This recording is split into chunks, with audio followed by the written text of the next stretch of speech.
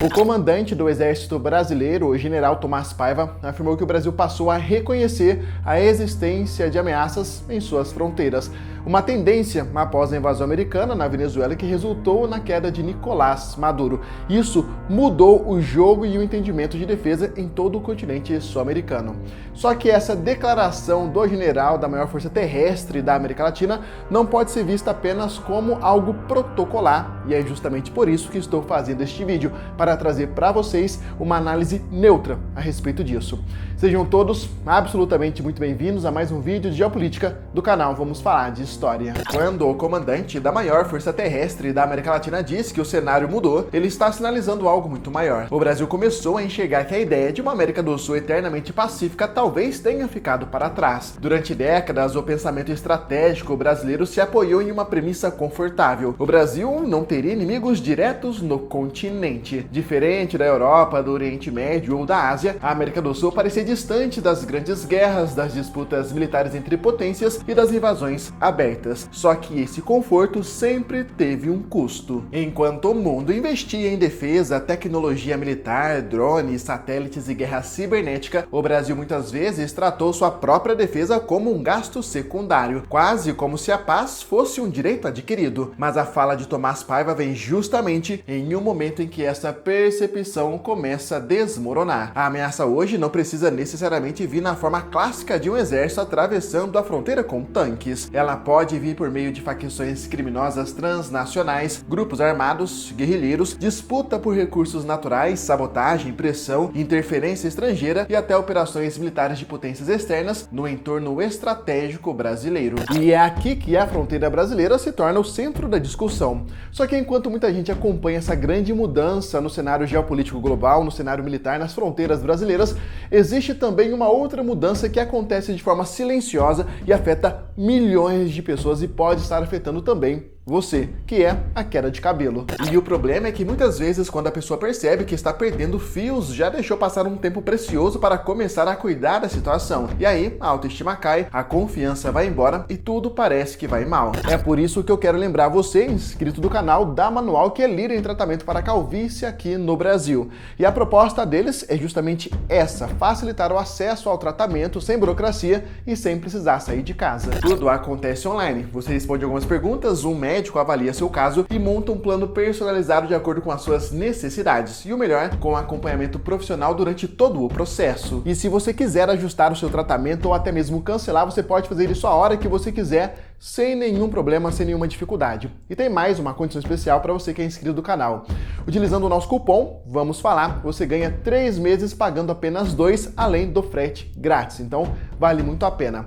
Acesse o link em destaque aqui embaixo na descrição do vídeo ou fixado nos comentários, ou aponte a sua câmera para o QR Code da tela e faça agora a sua avaliação gratuita. O Brasil, para você ter uma ideia, tem mais de 17 mil quilômetros de fronteiras terrestres, passando por regiões de florestas, rios, áreas isoladas, garimpos clandestinos e corredores usados por organizações criminosas. Não é uma fronteira simples de proteger. E quando o exército fala em drones, sistemas não tripulados e vigilância tecnológica, ele está reconhecendo uma realidade dura. Não dá mais para defender um território continental apenas com presença humana esparsa, bases distantes e operações pontuais. A guerra moderna exige olhos permanentes no céu, sensores, inteligência, integração de dados e capacidade de resposta rápida. O problema é que essa necessidade aparece justamente em um momento de aperto orçamentário. Nos últimos anos, as Forças Armadas brasileiras vêm reclamando de cortes, bloqueios e a falta de previsibilidade financeira. E aí nasce uma contradição perigosa. O próprio Estado começa a admitir que existem novas ameaças, mas não garante os meios necessários para enfrentá-las. É como se o Brasil percebesse que a casa precisa de câmera, muro, alarme e segurança, mas continuasse adiando a compra da fechadura. E dentro desse cenário, uma das ameaças mais evidentes não é exatamente um país vizinho, mas o crime organizado. O primeiro comando da capital, o Comando Vermelho e outras redes criminosas já não podem ser vistas apenas como problemas de polícia. Elas operam em cadeias internacionais, conectam presídios, portos, fronteiras, rotas aéreas clandestinas, mineração ilegal e lavagem de dinheiro. Para se ter ideia, em alguns pontos essas facções passam a disputar presença territorial, influência econômica e capacidade de intimidação do Estado. Quando uma organização criminosa consegue consegue atravessar fronteiras, comprar armas, infiltrar rotas logísticas e desafiar autoridades, ela deixa de ser apenas um problema de segurança pública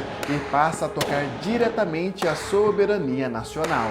Só que existe um elemento ainda mais complexo nessa história toda: Donald Trump. Neste ano, Trump voltou a se colocar como o protagonista de uma política externa agressiva baseada em pressão, ameaça, demonstração de força e ações diretas. A operação americana na Venezuela, que resultou na captura de Nicolás Maduro, foi um divisor de águas para a América do Sul. Independentemente da avaliação política sobre Nicolás Maduro, o fato é que uma potência externa realizou uma operação militar em um território sul-americano e abalou todo o cálculo estratégico da região. Para o Brasil, esse foi um baque enorme. O governo brasileiro condenou a ação, falou em violação do direito internacional e passou a acompanhar com preocupação os impactos na fronteira, no fluxo de refugiados e no equilíbrio político regional. Na verdade, mais do que isso, a invasão americana da Venezuela mostrou que a América do Sul já não está protegida por uma espécie de bolha diplomática. Se Washington decidir que um governo, uma rota, um recurso natural ou uma ameaça criminosa justifica uma ação militar, a região pode virar palco de operações externas sem que o Brasil tenha controle sobre os acontecimentos. E essa é a parte mais desconfortável. O Brasil não precisa estar em guerra para ser afetado por uma guerra que está acontecendo ao nosso lado. Uma intervenção na Venezuela mexe com Roraima, com a Amazônia, com o fluxo migratório, com a segurança de fronteira, com a presença militar estrangeira no continente e principalmente com a imagem do Brasil como líder regional. Durante muitos anos, Brasília tentou se apresentar como mediadora natural da América do Sul, mas quando os Estados Unidos entram com força militar em um país vizinho, essa liderança brasileira é colocada à prova. E Trump não parou na Venezuela. A crise envolvendo Cuba, com ameaças, sanções e pressão direta contra o regime cubano, reforçou a imagem de uma Casa Branca disposta a usar o peso econômico e militar dos Estados Unidos para redesenhar o Caribe e a América Latina. E ao mesmo tempo, a insistência de Trump sobre a Groenlândia abriu uma crise até mesmo dentro do mundo ocidental, porque a ilha pertence ao Reino Unido da Dinamarca, um aliado da OTAN. Ou seja, o presidente americano não estava pressionando apenas adversários tradicionais, ele também tensionava aliados históricos. Na OTAN, Trump continuou exigindo mais gastos militares dos europeus, pressionando membros da aliança e indicando que os Estados Unidos poderiam reduzir compromissos se os aliados não assumissem mais responsabilidades. Para alguns analistas, isso força a Europa a se rearmar. Para outros, enfraquece a confiança na proteção americana. Mas nos dois casos, a mensagem é a mesma. O mundo está entrando em uma fase em que até alianças tradicionais estão sendo renegociadas na base da força, do dinheiro e da capacidade militar. No Oriente Médio, a postura de Donald Trump também seguiu essa mesma lógica. Entre ameaças de novos ataques, negociações duras, tensão no Estreito de Hormuz e pressão sobre o programa nuclear iraniano, os Estados Unidos mostraram que diplomacia e força militar passaram a caminhar lado a lado. Trump negocia, mas negocia com porta-aviões, sanções, bases militares e ameaças públicas sobre a mesa. Isso muda o comportamento de adversários, mas também assusta aliados e países médios, como o Brasil, que dependem da estabilidade internacional para proteger comércio, energia e cadeias logísticas. É nesse ambiente que a frase de Tomás Paiva ganha peso. Quando o comandante do Exército Brasileiro fala em ameaças na América do Sul, ele não está olhando apenas para um possível conflito clássico entre países vizinhos. Ele está falando de uma realidade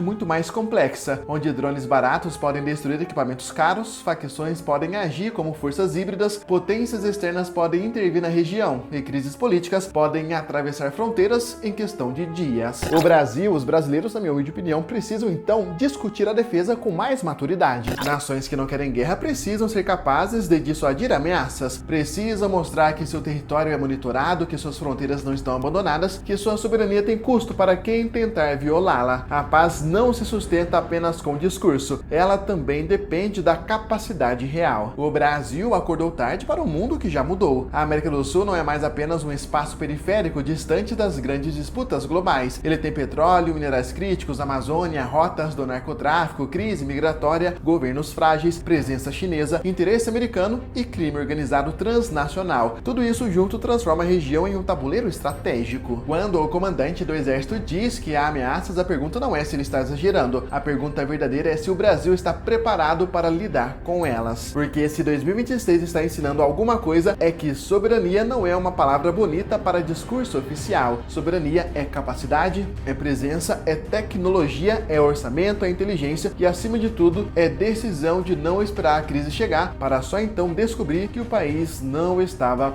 pronto. Espero que você tenha gostado deste vídeo e principalmente entendido a análise que eu quis trazer para você a respeito da declaração do comandante do Exército Brasileiro, da Força Terrestre mais poderosa da América Latina. E não se esqueça de aproveitar essa oferta, essa condição especial da Manual, que é líder em tratamento para calvície aqui no Brasil. Use o cupom do canal e ganha 3 meses pagando 2, além do frete grátis. Faça sua avaliação gratuita agora mesmo e resolva esse problema que, querendo ou não, acaba afetando a nossa autoestima. Acesse o link que destaque aqui embaixo na descrição do vídeo, fixado nos comentários, ou aponte sua câmera para o QR Code da tela. Por hoje é só, muito obrigado para você que assistiu até aqui e, se Deus quiser, nos veremos muito em breve aqui no canal Vamos Falar de História. Fiquem todos com Deus e até mais.